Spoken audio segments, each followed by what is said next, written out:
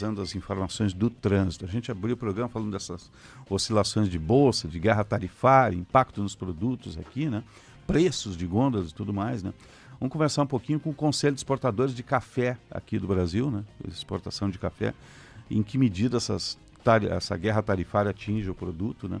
Está conosco o presidente do Secafé, que é o Conselho dos Exportadores de Café do Brasil, presidente Márcio Ferreira. Um bom dia, obrigado pela atenção e seu tempo aqui a Bandeirantes. Bom dia a todos. Antes de mais nada, parabenizá-los pelo Dia do Jornalista, né? Isso. Obrigado. Data especial e o trabalho fundamental que vocês fazem. Muito Parabéns. obrigado, presidente. Tá? Presidente, como é que essa guerra tarifária atinge a exportação do nosso café e como é que está essa balança nossa?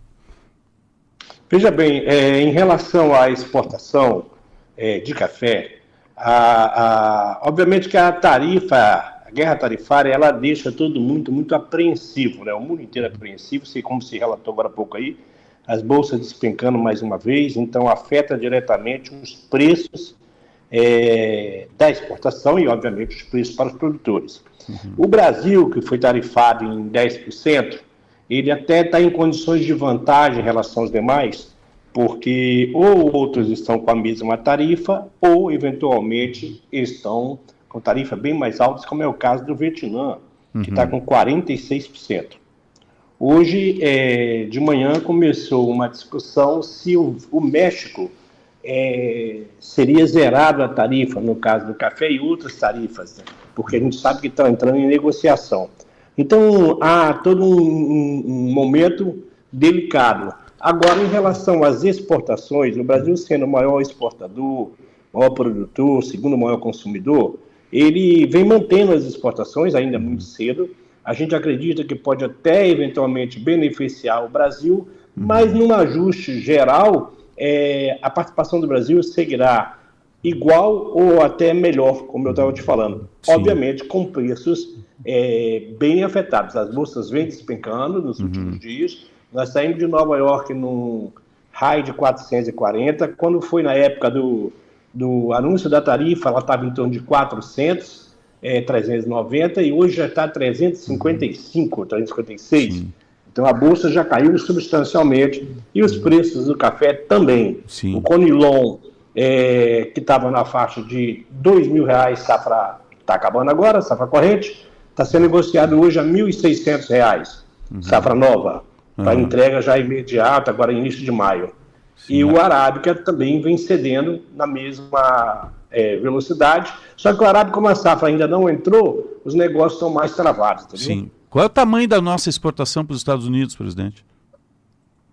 O nosso volume de exportação para os Estados Unidos, ele compra hoje, ele é o primeiro maior importador de café do Brasil. O Brasil ele tem uma participação substancial em termos de Estados Unidos. Vou te pegar aqui a última exportação, deixa eu ver se eu tenho ela aqui para você, por destino. Exatamente. Bom, eu tenho aqui janeiro, fevereiro, março não fechou ainda.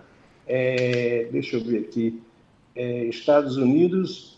Sim. Espera aí que eu estou com o número aqui, mas o número não está atualizado, né? Te falo. Sim. Enquanto a gente vai conversando aqui. O volume de exportação, porque você me ligou num celular e eu estou com a informação no outro celular. Sim, eu entendo. Só um minutinho. Sim, eu entendo. Deixa eu pegar aqui.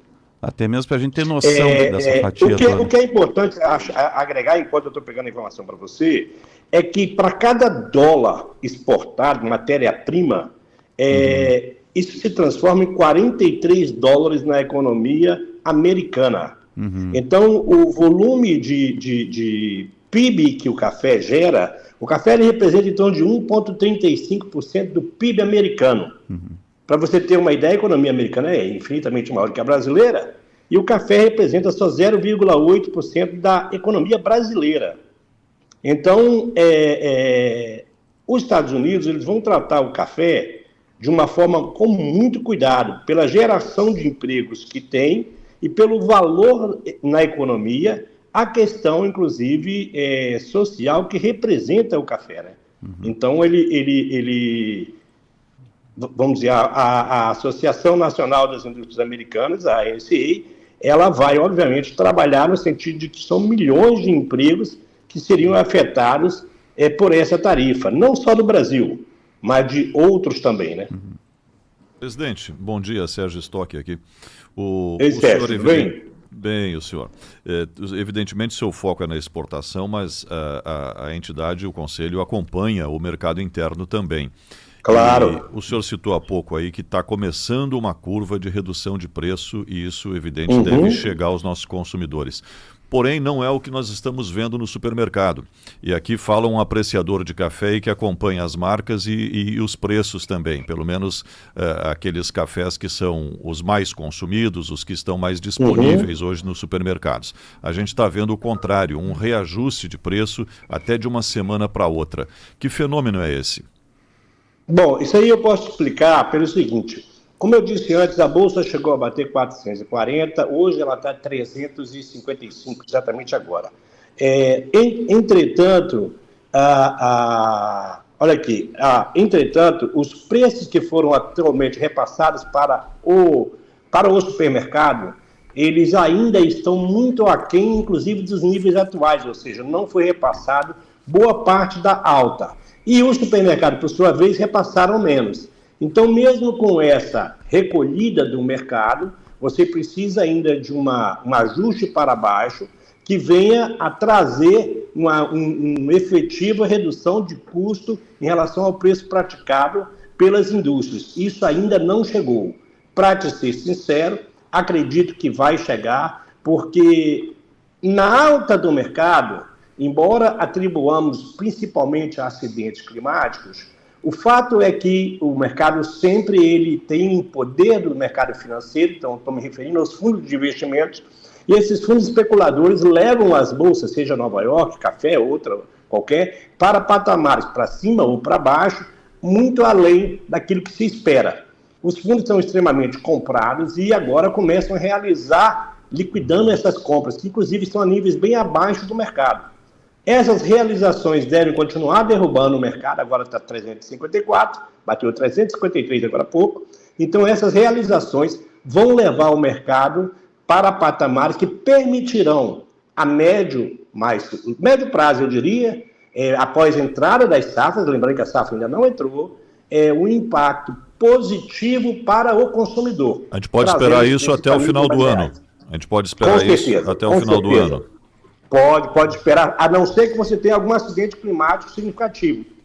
Esperamos que não. Sim, mas a safra está boa. A safra está boa, a expectativa no arábico nós vamos ter uma redução da ordem de 13%, que já está precificada. E no conilon uma alta na produção.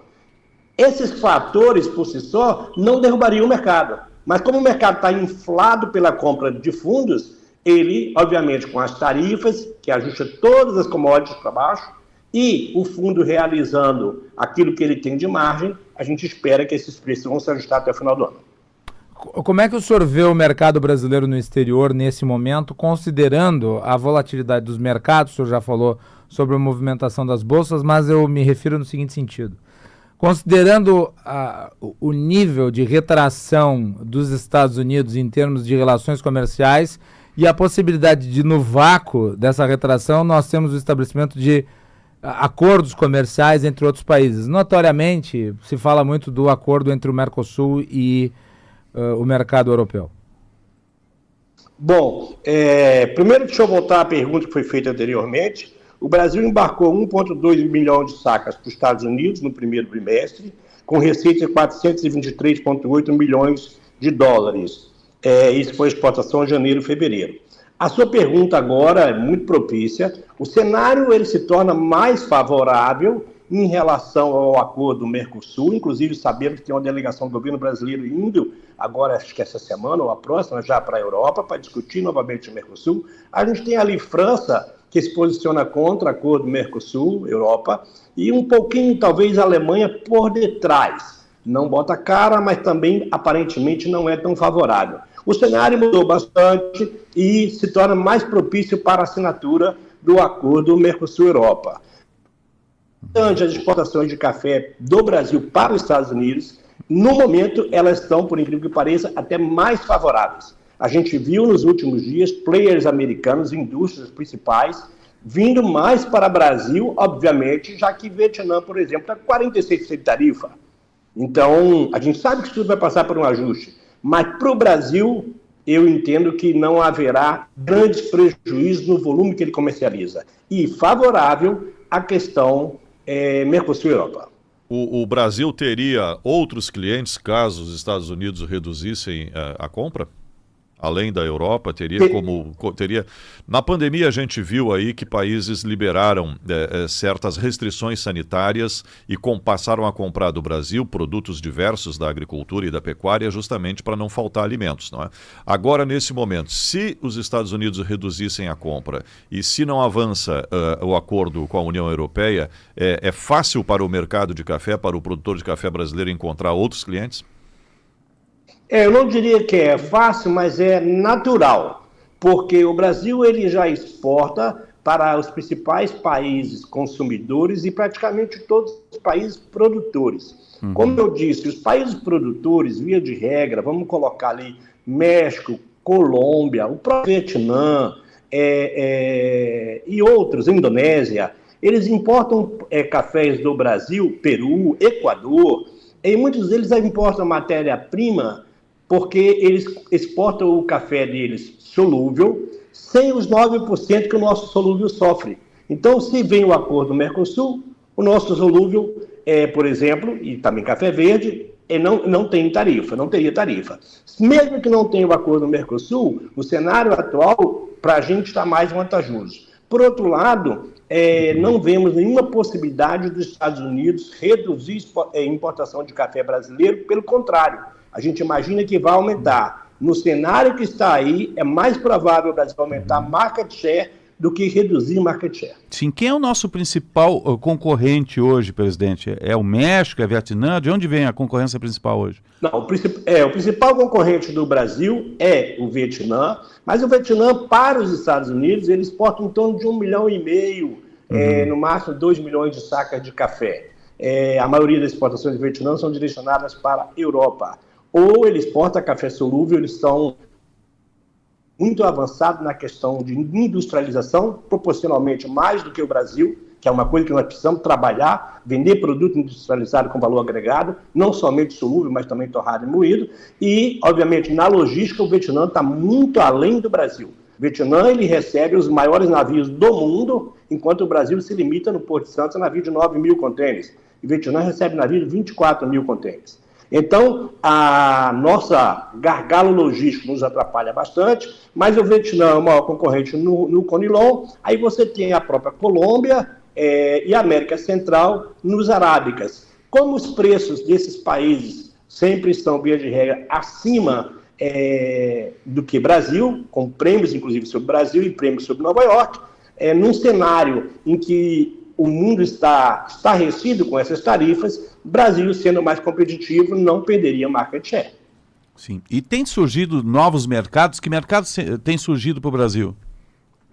Para o Brasil tem surgido novos mercados, principalmente a Ásia, com destaque para a China. A gente tem várias viagens do governo brasileiro para a China, da China aqui para cá também. A principal rede de cafeteria na China, Luckin Coffee, ela tem em torno de 23 mil lojas, é a segunda maior do mundo e cresce bem mais do que a americana, a Starbucks. Então, para o Brasil, o mercado chinês também é de muita valia. A cultura de tomar café já virou hábito em um percentual expressivo da população, principalmente ali entre os jovens, e começando já com os idosos por estratégias de mercado na residência, nas suas casas. Então, o cenário é muito positivo e a gente vê, sim, um aumento de consumo mundial, principalmente levanta pela Ásia, com a necessidade de maior produção por parte do Brasil e outros países produtores, obviamente, destaque mais para o Brasil pela tecnologia e ciência que emprega na cafeicultura. O senhor falou aí de hábito de consumo, que é o que interessa para que o produtor possa vender a sua produção. O mundo produz hoje café aquém da necessidade ou tem excedente? O mundo produz ali muito apertado, um pouquinho acima da necessidade, em condição normal. Entretanto, como o tempo, as condições climáticas não têm sido normais, as condições têm levado a produção um pouco abaixo, ali muito justas, enquanto o crescimento ele é constante, principalmente por parte da Ásia. Isso leva a uma necessidade de incremento de produção por parte do mundo, porque se nós continuarmos no ritmo que estamos, em 2, 3, 5 anos, nós vamos ter déficit. Quanto mais para frente, mais déficit de produção. Então, há que se buscar aumento de produção, tanto no Arábica quanto no Robusta. Lembrando que o Robusta ele tem como perspectiva aumentar o blend no mundo, inclusive o Brasil, no mínimo para 55%, 60% talvez, já que ele responde com a produtividade muito maior do que o Arábica. Eu gostaria da sua opinião também sobre o que é chamado hoje de café fake ou caféique, que é a bebida com essência de café, mas que não tem café. O que isso representa? Isso é uma ameaça para o setor do café? Como é que o senhor vê esse tipo de bebida que entra no mercado? Obviamente, no momento que você tem preços altos, aparecem esses jeitinhos de produções de café fake, ou café, como você falou, que tem essência de café. A legislação brasileira ela é muito rígida em relação ao café, e para ela, café é café. Em alguns países do mundo, você tem bebidas que têm também café e outros componentes que fazem com que o preço seja mais competitivo. Sim, adiciona a cevada, né, presidente? Exatamente, você tem a cevada, você tem chicória, você tem alguns incrementos ali que não conversam com os hábitos de consumo do brasileiro, que você falar em Brasil e não falar em café, falar em acordar e não ter um cafezinho, você mudou de país, não é Brasil. Então, mais café, não café fake. A gente entende que isso, obviamente, a ABIC, o próprio Secafé, toma as medidas legais para que não haja rompimento de consumo e desconfiança por parte do consumidor quanto ao produto que está sendo oferecido, e a própria legislação. O governo fez uma ação recente de não tarifar, mas zerar as tarifas para que o café vindo do Vietnã e de uso pudessem resultar em baixa de preço, mas como eu mesmo coloquei recentemente, isso é uma medida que ela não tem muito efeito do ponto de vista prático, porque o Vietnã, ainda que estivesse naquele momento mais competitivo do que o Brasil, quando você agrega os custos para trazer até chegar aqui, a mercadoria não chega competitiva. Se por um lado essas tarifas elas levam a um tumulto geral na economia mundial, por outro lado ela tem um impacto em relação não só a café, a todas as commodities, com uma redução de preço substancial, o que faz com que ela, obviamente, ela limite e impeça crescimento inflacionário em bens de consumo, principalmente alimentos. Sim. Márcio Ferreira, presidente da Secafé, Conselho de Exportadores de Café do Brasil. Obrigado pela atenção aqui a Bandeirantes. Bom trabalho, boa semana, até um próximo contato e um bom cafezinho, presidente. Igualmente para vocês também. Boa semana. Um abraço, boa semana. 9h57, o brasileiro tem o hábito, eu acordo de manhã, sempre uma coisa que eu faço é o café. O americano sai